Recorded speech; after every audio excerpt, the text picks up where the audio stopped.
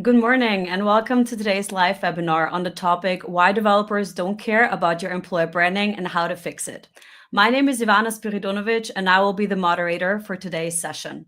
We have a lot of ground to cover, from the current employer branding trends in tech. We'll look into some facts, how to understand developers better as an audience, and then we'll also discuss how brands can position themselves on the tech market to make developers care about them. But before we dive into the topics, I'd like to invite Rudi Bauer and Chris Heilmann to join me on the virtual stage. Hello. Hi, guys. How are you? Fine, thank you. It's good. Yeah. I'm wondering if it's going to be like raining in a second here in Berlin and I get something delivered in a second, but that's life. So hopefully it will not happen, but we never know. It is how it is. Thank you guys for joining me. So before we start the discussion, I'd actually like to give the audience a little bit of context and introduce ourselves here. So Chris, let me start with you. You've been in developer advocacy for many years. You've even written the developer advocacy handbook and you worked at companies like Yahoo, Mozilla, and Microsoft. How did you get into this space and how does that experience influence the work you do here at WeAreDevelopers now? I think part of it is my background. I originally started as a radio journalist, as a newscaster at a radio station, and then I had computers as a hobby. I wrote computer games, I played computer games, these kind of things back on really old machines. And then in my job as a radio journalist, I found the internet in 1996. And then I realized I want to be part of this. I want to make, I don't want to be at a radio station anymore because everybody over 30 is an alcoholic and unhappy. And I thought the internet people are happier. So I taught myself HTML because there was no courses or anything like that. By downloading the HTML spec on a floppy disk and taking it home because I was offline and teaching that myself. Yeah, from there, I then started becoming a professional web developer. And then I hit a glass ceiling. I realized like I cannot be promoted at a certain level as an engineer to another level in engineering, but I had to become a people manager, which at that moment I didn't want to do. So that was at Yahoo back then. And then I basically said, okay, the good thing about the Yahoo backend was that you can change your job title. So basically nobody looked at that. After that, it was a readable and writable field. So I just called myself developer evangelist and people asked me what the hell that is. And then I wrote the handbook. And that's how I got into that role. So I realized that there was a need for an in-between between technical and non-technical translator in a company and for the outside company. And that's how I got into the DevRel thing. And yeah, that's how it happened. And then I worked for Microsoft and other people on bigger projects and learned that way as well, that no matter how big the company is, you always have the same challenges and you always have the same communication challenges between developers and non-developers. So I was very happy that I was a good developer, but also a good communicator. And I managed to put the two together into a new job role. Super cool. Well, it's great to have you in the DevRel space. Thank you, Chris, for also joining us today. Rudi, you've spent decades in HR and the people space, and you've helped also a lot of companies shape their cultures and employer brands. Mm-hmm. What inspired you to now be part of the WeAreDevelopers vision and bridge this gap between HR and tech? And why do you think that connection is so important today? I mean, I really started as a software developer back then in the late 80s, and then I moved into the marketing and product marketing and advertising space. And I was always wondering why there was companies having a kind of a nearly similar product, and one stayed really successful for decades and the other disappeared as fast as they were on the market. And then I was looking behind the curtain, and it was really kind of a personal mission, and I'm really deep diving into it, what makes the difference. And honestly, what I found out in 40 years of career now is it's always people. And so it is really worth to have a look what inspires people, what makes people curious. And I think that's why we build this bridge. I think that's why we developers is stepping into it. I mean, we could also be a developer community, and I think we are, yeah. But honestly, I think to make companies understand what goes on in the minds, in the brains, in the hearts, in the stomachs of people. I think that's really important. And that's for me, that's employer branding. Employer branding is not having a cool story somewhere, and a copy paste thing. And before I joined WeAreDevelopers, I was a chief evangelist and managing director of Stepstone for many years in Austria and for Stepstone Group. And I really took the time I think it was in 2019, before pandemic, I really sat down between Christmas and New Year, and I was watching 200 employer branding videos, which I found on the internet, on career pages, on home pages, and they were so copy paste. It was all the same kind of style. It was everybody wanted to have a cool office, and everybody was showing his campus areas, and they all were playing little Googles, And that was really frustrating for me, because I said, okay, that doesn't give any kind of differentiation to people out there. I mean, they're looking for answers on their questions, and at the end of the day, they get some cool marketing stuff. And I think that is probably the biggest issue with employer branding, and it probably still is an issue. Awesome, thank you. Well, that gives me already a great transition into the topic we want to start off now, employer branding trends. So, Rudi, let me start with you, because you've just mentioned a couple of really important things. So you've been exposed to many employer branding trends over the last couple of years. You're also doing your own podcast, Cappuccino with HR, and you've also driven a lot of the projects here at WeAreDevelopers when it comes to creating developer surveys over the last couple of years. So I'm curious, what shifts are you seeing currently on the market in how companies are approaching employer branding in the tech market? I think if I have to put it in one word, it would definitely be individualization. So I think what happened in 2019, everybody wanted to work for the big brands. It was the Zalandos, it was the Googles, it was the Microsofts. Everybody wanted to work for these big brands, and there was probably two important things. It was probably the brand and then the salary. And what we see now, and I mean, you conducted the last surveys with us, Ivana, so you probably know the details even better than me. But what we see is that there's a kind of a tremendous trend into individualization. So people want to be taken serious from the companies. And if somebody is looking for security, you have to offer security for these kind of people if you want to attract them. For others, it's money. For others, it's probably well-being. For the next ones, it's so different, like the people themselves are. And I think that is what we need to understand.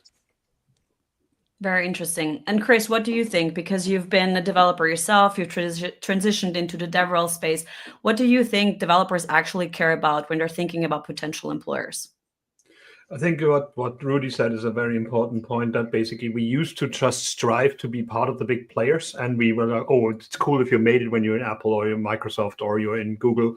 But all of those are laying off people by the truckload right now. Like, it's the veneer has gone. Like the whole idea of like going there and having a career and working on the coolest stuff is like, I mean, I saw people that worked on the same things over and over again in large companies, and it was really boring for them as well.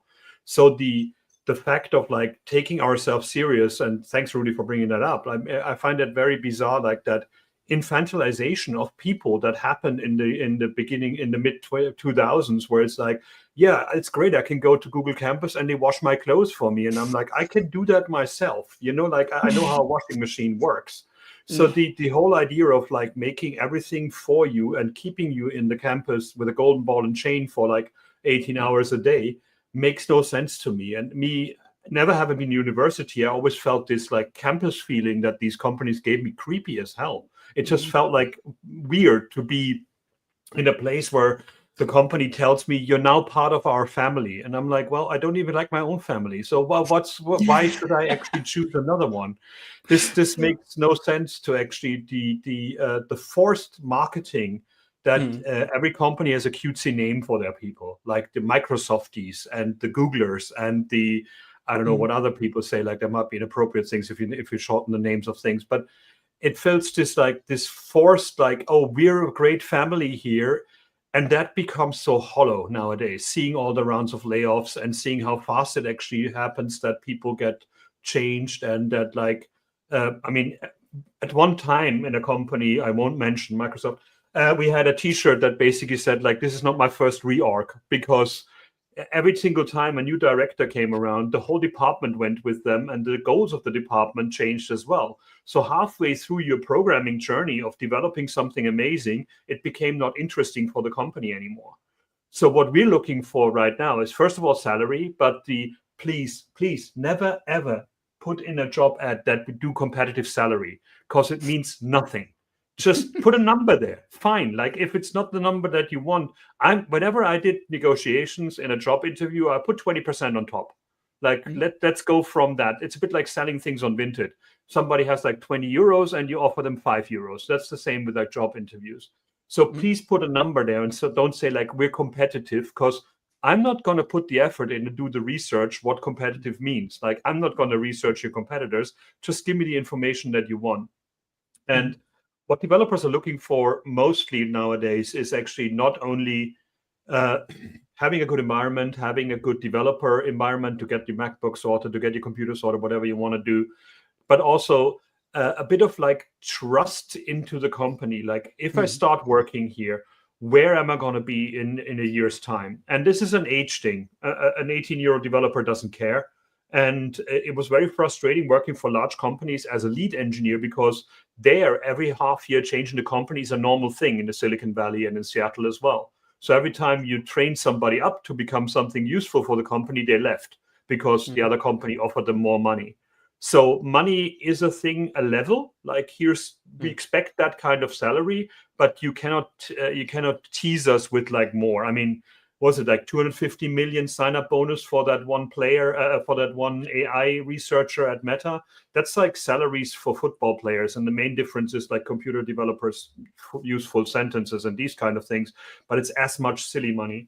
So trust in the company to be allowed to do creative things in there, to be visibly publicly as well. That's another thing. The main thing you can do to your developers that actually makes them hate you is hide them in a corner and basically not let them speak publicly and not trust them to have a public presence.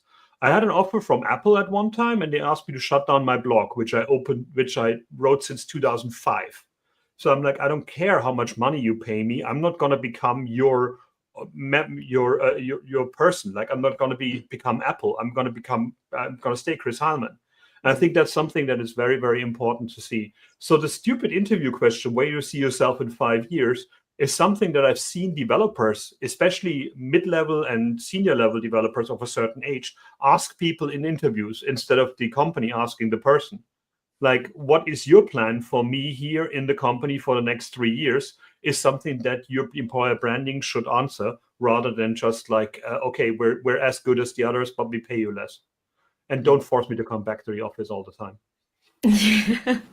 They're back to office policies. We love them. Great. Thank you so much, Chris, for sharing all this information. This is definitely very invaluable from a developer perspective. But Rudi, what do you think when you talk a lot? You talk a lot to employee branding leads, to head of people. Like, are companies there yet? Do they have the resources to actually go the route that Chris just mentioned?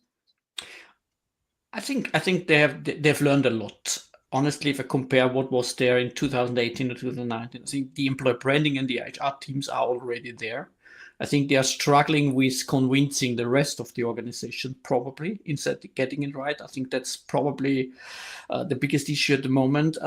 And what really has changed, and I think that is probably the biggest change that I see, is it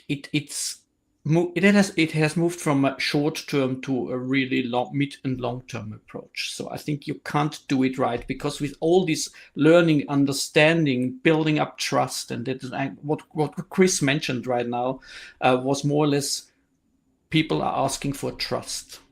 They want to be trusted. They want to be taken serious from their companies and organizations, not as resources. I mean, they want to be seen as humans. They want to be seen with humans with brains. They want to be seen humans using their brains, and doing the best for the company. And honestly, normally 95% of the staff act like this, and 5% are normally the idiots you have to take care. Yeah, that's probably the rule. And I think it needs a kind of a long-term approach now. You really need to build up the trust. You need to build up the connection to the people. And that is probably the biggest change. It's not a big, quick campaign which can fix the issue. It's really deep diving into the issue. It's having a close look on the individuals, having a close look on the needs of the individuals, and then I think you can set up a strategy, and then you can build up employer branding. But I think the employer branding teams, to have already understood this kind of way. I mean, we are still in the middle of a crisis, so money is a kind of a rare good at the moment, and that also means that management has to take tough decisions. But I think you need to find this kind of balanced middle way to really get it right now. And I think now it's the best time to really start building up this kind of relation, building up this kind of connection, building up this kind of prepare yourself as a company for the end of the crisis. And there will be an end of the crisis. There was always an end. I mean, I'm 40 years in business. I had surpassed 3-4 crises now, and there were big ones and smaller ones, but at the end of the day there's always an end. And I think if you prepare yourself right now, if you set it right now, from now on, you're good to go. Yeah, that sounds really good. Chris, you want to add something? Yeah, I want to add something. The structure thing that you talked about is super important. I think the biggest confusion for me was always the jobs that I took on was when I had an HR representative to talk to that stayed within that company and that was part of that company as well, and that lived that company. There's so many companies that actually outsource HR to a third-party provider, or basically there's like, of course, there's lots of like fluent change in HR. I can understand that if your job is to actually get people into the company and you see their salaries and you see yours and you're getting frustrated, but it's like having a person that actually lives that company and represents that company in HR as your first contact when you actually apply for a job or your job gets offered to you. This is so invaluable to me. Like, I was so frustrated to have companies that basically tried to hire me, and by the time it went through the 3rd round of interviews, because Americans love like 8 rounds of interviews, which is also frustrating. Please don't do that. Is that I talk to different people all the time, and they basically, I'm like, well, if you don't even care about your HR representatives being there for people, then how can I trust the whole company? This is a bit like, I mean, I'm currently looking to buy a house, and it's the same there. Like people who basically try to sell houses from you, get one person to show you the house. He promises you everything that happens on the planet, and then basically you buy the house, and then another person is there. Oh, that person left. That person left should never be the thing that actually your company gives me as a prospective employee. I will basically, I want to have somebody who actually knows the company, who lives the company and stays in the company to onboard me, to have one person to talk to and not like a third-party company or, God forbid, an AI bot that does it for you. Yeah, very good point. I mean, you both mentioned something that is very crucial here if you really want to attract developers authentically. It's the notion of trust, right? I mean, it's like in product marketing. If you want people to buy your product, you need to repeat, you need to create loyalty, and basically people will need to trust your brand if you want to sell the products to them. So it's the same in recruiting and general and talent attraction. So I'm wondering, because we also know from the developer side that they have a really good radar to identify hype and, let's say, inauthenticity. So Chris, from your perspective, what do you think, what makes branding attempts feel fake from a company perspective, and how can businesses actually build that trust? Like, what are some of the steps I can take to actually build that credibility if I'm nowhere in the developer scene at all? I think one of the things, ask your developers. Like, it's a very simple thing to do, but everybody always forgets about this. Like, as a DevRel person, my main concern was always battling marketing of people saying like messages that can't be fulfilled. Things. I mean, back in the 90s, it was basically sitting there in a meeting with a project manager that completely. The customer wants something and he promises them an anti-gravity belt, and we're like, yeah, we do those. We have those in green and blue.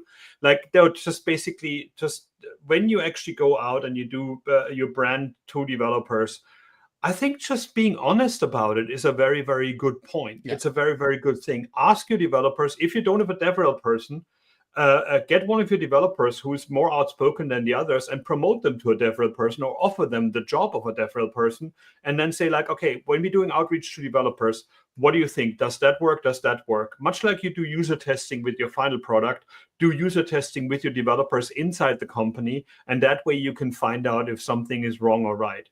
the amount of like stickers that I saw at conferences with like typos on them in code examples or these kind of things, it's just like incredibly embarrassing at times. Like when you're like, okay, we're trying to do geeky things. And again, going back to what Rudi said, that infantilization was something that happened a lot of times. Like we give people cutesy animals and we call a product and basically make it a mascot, and then people get stickers and they will love it. Well, if the product is terrible, then no, they won't. Like they will get the sticker probably because they like that, but that's the end of that journey. So it's a matter of like honesty is a really interesting thing. And when we invite people into my podcast, our podcast here on the Coffee with Developers, for example, or the other shows, the live show that we have, I always want the developers to actually show the real thing, warts and all. Like show when something went wrong in the company and show what you learned from it. That's a very, very powerful thing to show to developers, and not just like our product does everything and it's perfect, because no product is perfect. Yeah, that's a really good point. Because you've had a lot of guests at Coffee with Developers already, Chris, do you have a good example to share of how maybe someone can have a look at an episode that was really good, that stroked you? They brought a developer, they kind of shared this authenticity to also, of course, help their brand being promoted? You called me there. I actually I'm doing once a week, so I got really confused about that. What I really liked, we had a company called Penpot here, and there was an engineer here, and she just told all the details about the bits and bobs that were not part of the job that she does, but how it led to it. And that was just a very, very cool episode. I was very impressed with that lady to basically show all the details, that like how her company gave her time to do research before actually rolling out the product.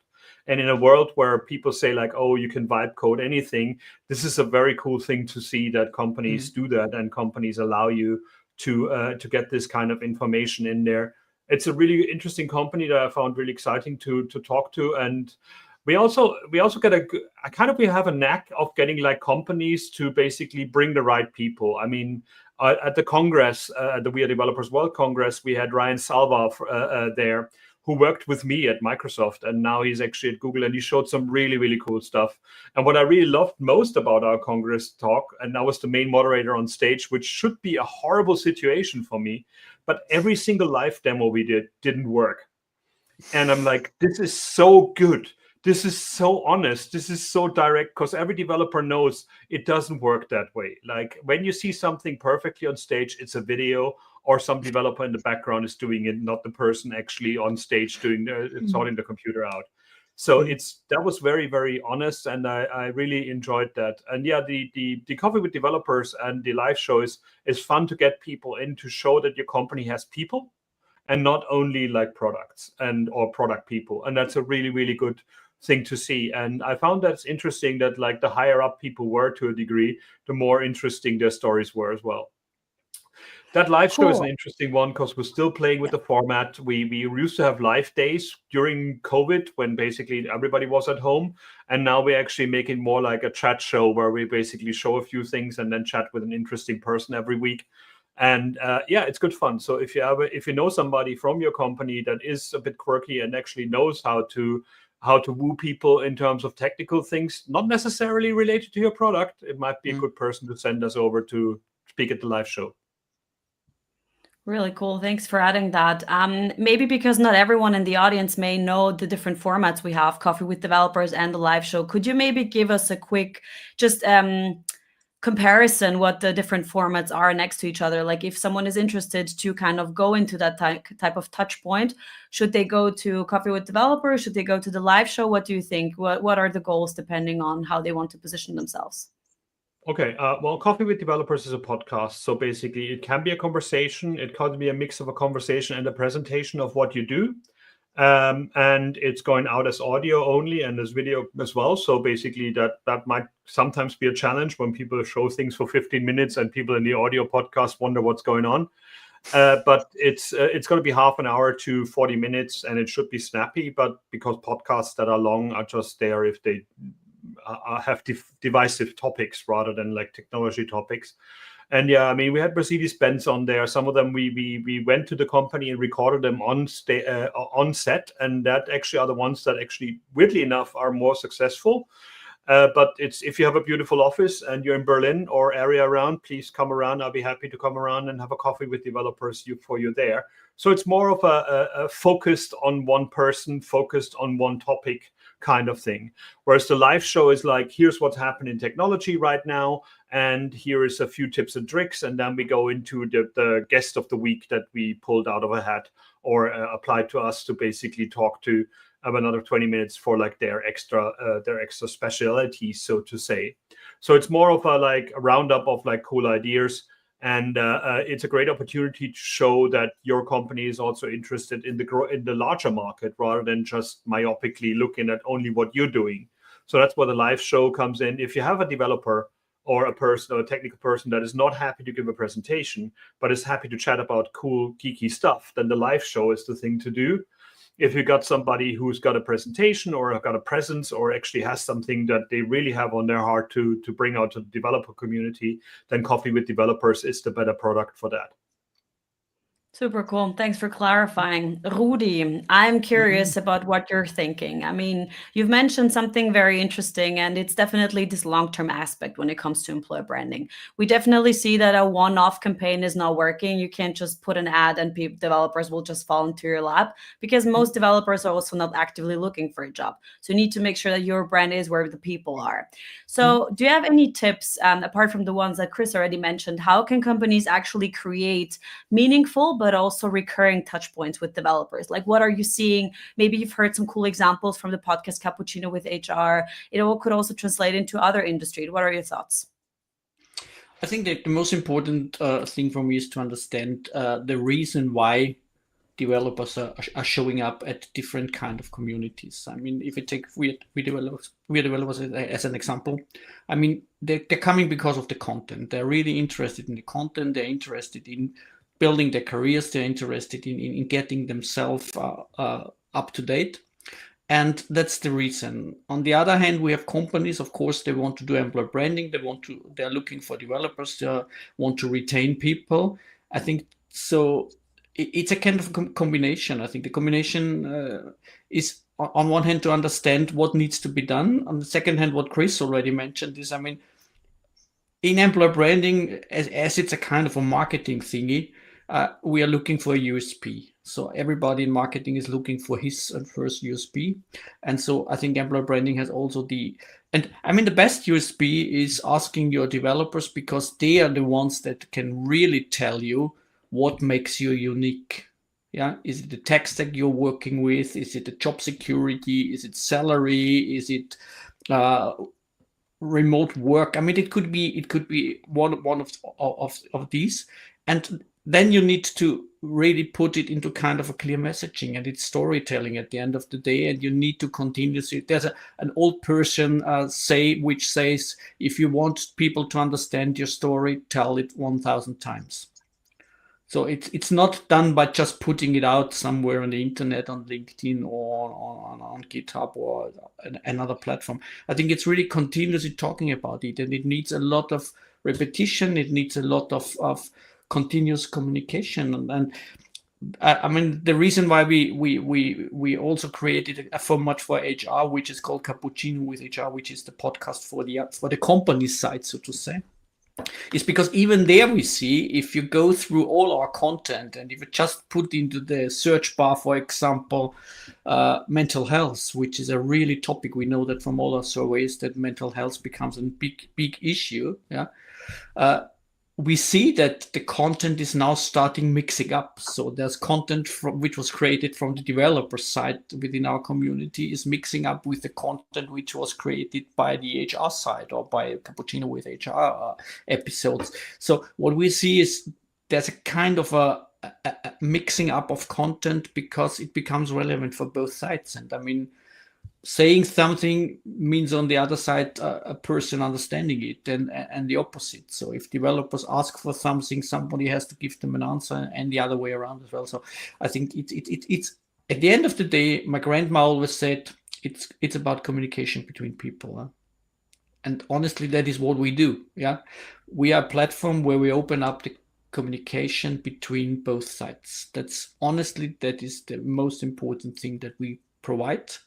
And we define formats together with our clients. So there's no, I think we don't, what I really like most is that we have no fixed structure. If we find together with a client a new format which makes sense, yeah, let's create it. Yeah, even if it was not there for 10 years, yeah, let's create it.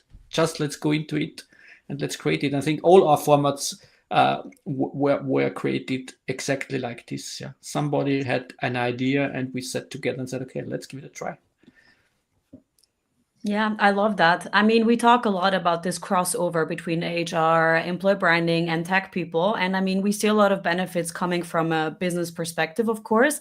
Chris, what do you think from a developer perspective? Would you say that developers are also more and more interested in kind of seeking the recruiter side, seeking the insights from HR, especially also from topics like mental health, career development? Or do you think that developers are still kind of a bit reluctant when it comes to that communication crossover? That's a huge topic, and it's an interesting topic, and I found it always a frustrating topic to me. Like, Yeah. recruiters and developers should be best buddies. We should be actually very happy about each other because all of us want to have a good paying job, and all of us have talents that basically the company might be there. Where it breaks down in the communication is something in between. And it's not necessarily the recruiters or the developers' fault. I remember when I was a lead developer, I wrote job specs, what I want, what I need.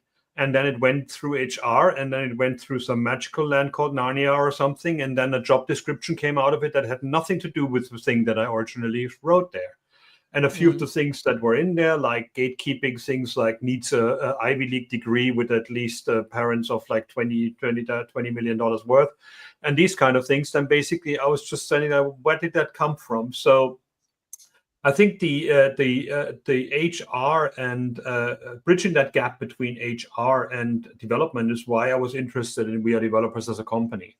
Like, because I really want to fix that issue. As I said, like, we both want the same thing. Companies want to hire the right people, and people want to work for the right companies.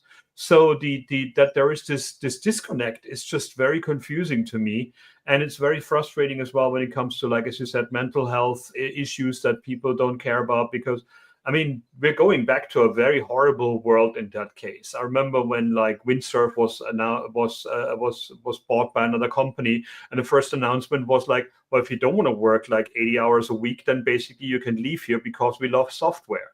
And no, you don't ask people to work 60 to 80 hours a week because you love software. It's because you hate people, or you underestimate people, or you basically don't realize that somebody who's tired will write terrible code.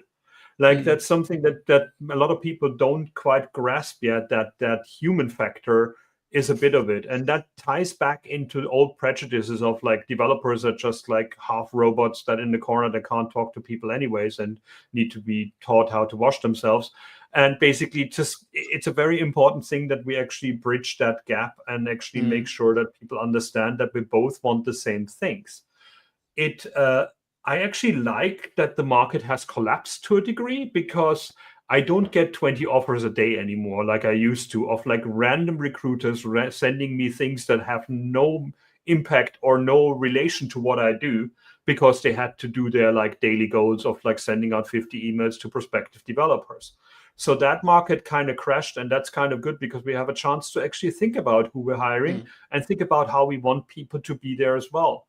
And also that a lot of large companies are now laying off people by the truckloads, and actually people see that there is no safety in size, like too big to fail doesn't happen anymore. It's an interesting thing because that allows a company to actually shine more. I'm very excited to work with boring companies, seemingly boring companies that WeAreDevelopers that actually do amazing stuff. I talked, for example, at the Congress, I talked to Zeiss.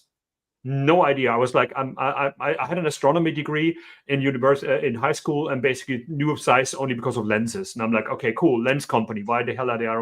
And they do everything. They build chipsets. They have part of their company is a non-for-profit that actually where all the research goes into. It's a really amazing company. These stories, to get them out there, so it's something that I basically want to give a bit of advice to every engineer right now out there. If you want to burn out for the next half year, go to a company that basically says AI and we're a startup and we're going to change the world. If you want to do that for a lot of money for half a year and basically have nothing to show afterwards, do that. If you want to have a career building thing, if you want to actually get into something that lasts longer, find a more boring, maybe older company that has a physical product that they build as well, as much as just software, because that's something that actually might give you a career for the next few years. And I just realized that I had a good career my whole life, and I didn't even know why. It was always success factor was not that I applied for jobs and tried to impress companies, but also that I met people at events. I met people at real events and talked to their engineers. So if you go to, for example, our Congress or any other conference, send your tech people there. Don't send any salespeople there that look shiny and beautiful, but actually don't know what they're talking about. Send the people there who actually might be a bit scruffy, but actually can tell the story of your company, because that way you can actually get people. The last 5 jobs I had was word of mouth. I didn't even do a job application. It was just like, hey, we got this job open. Do you want to apply for it? So that's something that is very important, that you show your tech people to the world, because they're the best ones to speak the same language as the people that you want to get. Yeah, that's a very good point. Thank you for that. I mean, do you have any other examples where developers like to kind of hang out? So maybe people who don't really know those channels can kind of go meet developers there. It's always a tricky one. I remember we were, Rudi, I think we were at some HR conference together in Austria, and I was just like, and there was this one person, Ala Pavlova, Pavlova, one of our speakers at the Congress as well, and she talked about like how HR people are actually scouring chat channels and scouring LinkedIn profiles and stuff for information, or social media profiles like mine as well. And I'm like, I didn't know that those people are actually looking at it as a data resource. I'm just posting random stuff that I think is cool. And it's a big thing. I think there's a danger there that, like, basically, of course, there's Discord channels that you can go. There's Slack groups that you can go. There's basically YouTube channels that you can comment in as well.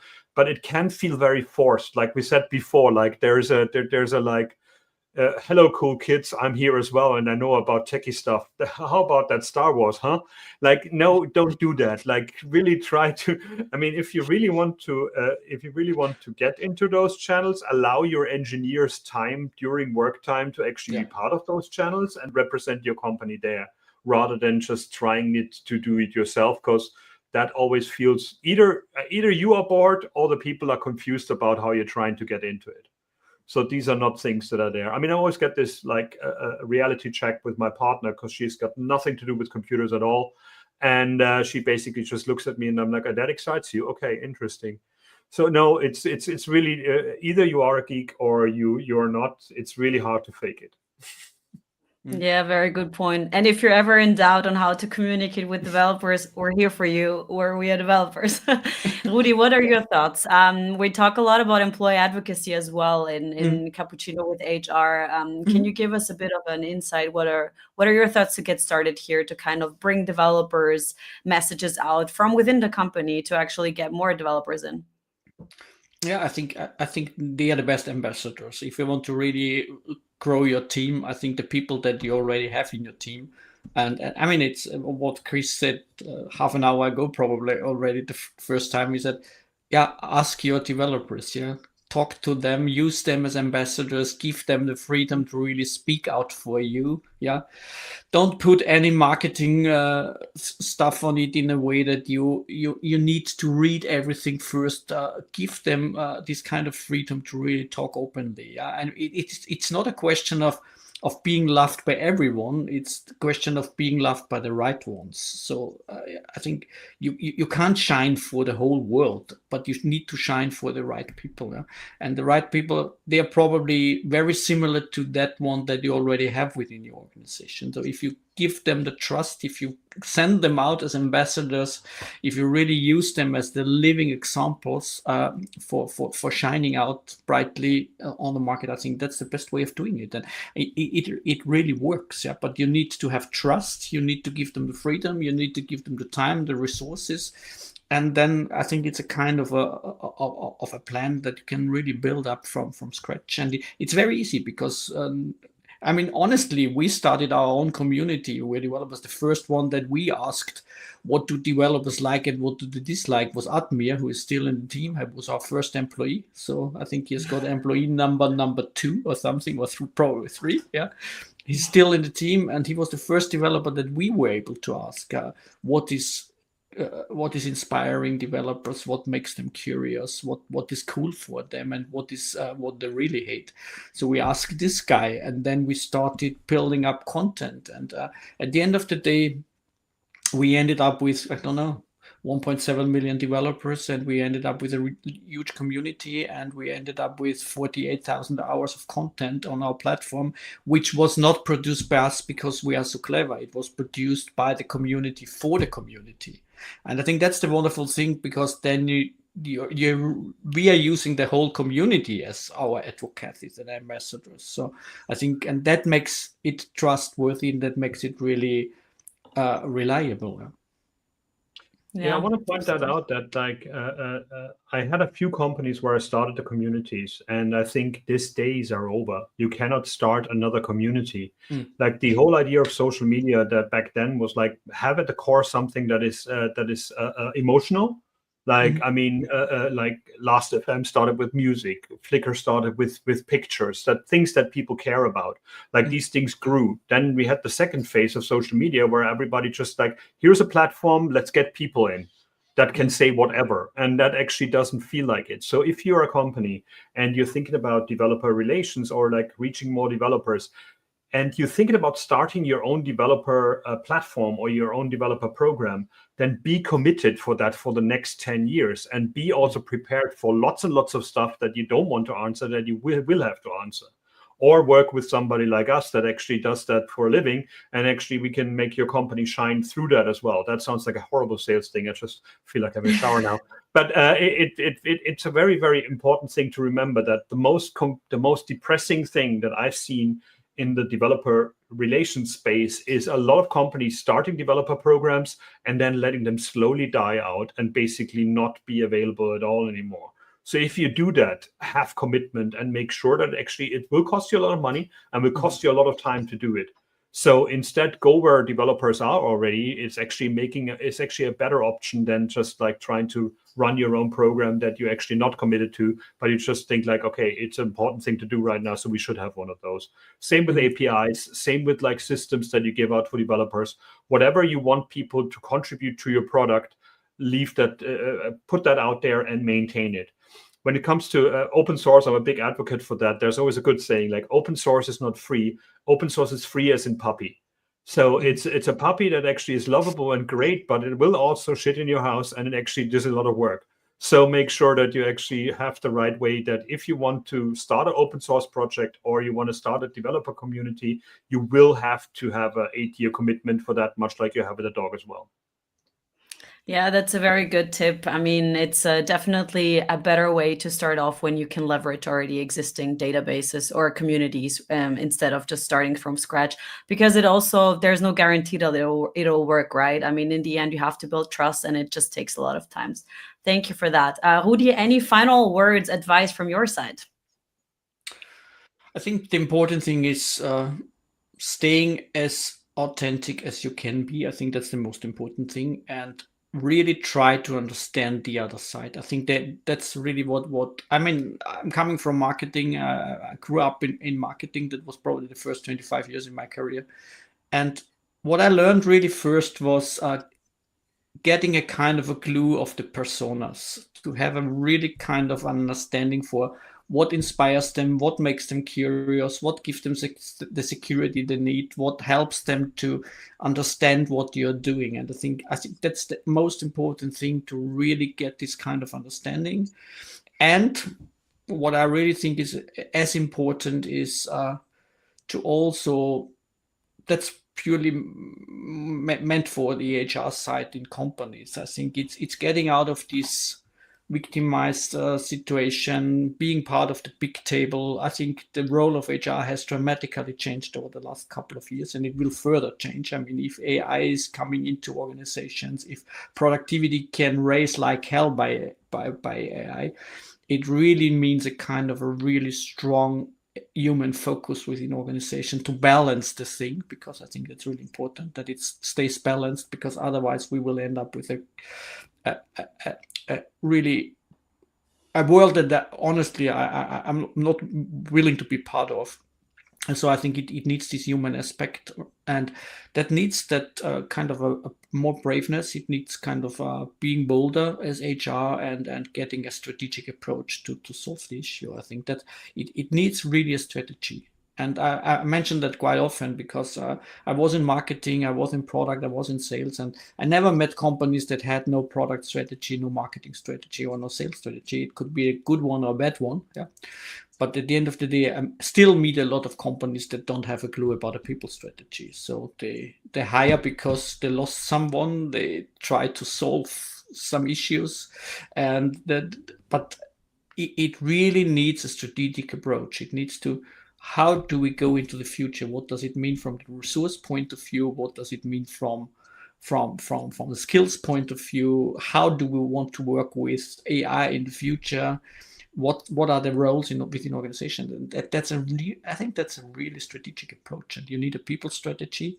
And if you have a strategy, you can also go to your CEOs, because with the strategy and the plan, you normally get money as well. Because I never got any euro marketing budget or any dollar marketing budget without a marketing strategy. So it was not, okay, I have a good idea. It costs us 50,000 euros. Can I get the money? So it doesn't work like this. And honestly, that's what I learned. Yeah, and you're starting from scratch. That's the other thing. Like HR has a bad reputation. Like when you get an email from HR, you just expect to be fired. You don't expect something good to come.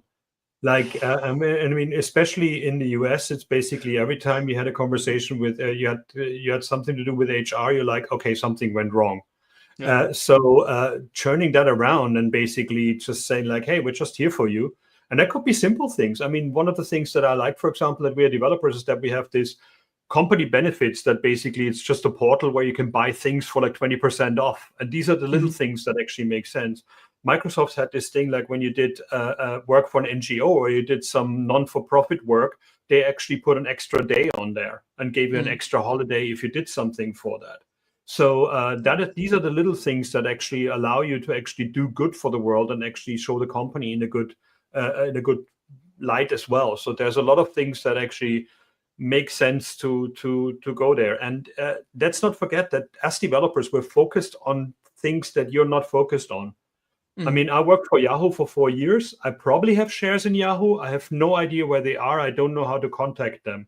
I don't know how to get to them anymore. So I'm trying to find a person in HR in Yahoo America from 2002 right now to get me access to that kind of stuff.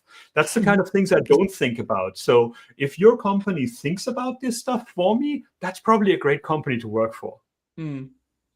Yeah, definitely. And a good perk also to mention to highlight within the career page, and ditch the fruit baskets and focus on the right benefits. Awesome. Well, thank you so much, both of you, for this great conversation. I think we're coming to an end for today's live webinar. I had a great time. For the audience, if there are any questions that may occur after this discussion that you would want to ask either Chris, Rudi, or myself, or maybe even have a personalized session with one of our experts from our team, there is a link that will be attached in the recap email, where you will also show one right this second. Thank you so much, Vince, in the back. Yeah, feel free to reach out. We're always open for a conversation. There will be also some additional resources in the recap email, so you can rewatch, but also have a look at our developer survey and a quick recap of the tips we just mentioned today's episode. So thank you so much for joining. Thank you, Rudi and Chris, for taking the time, and see you all next time. Thank you, Ivana. Bye-bye. Thank you, Vince. Bye.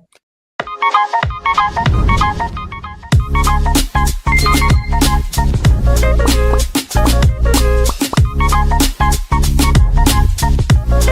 you.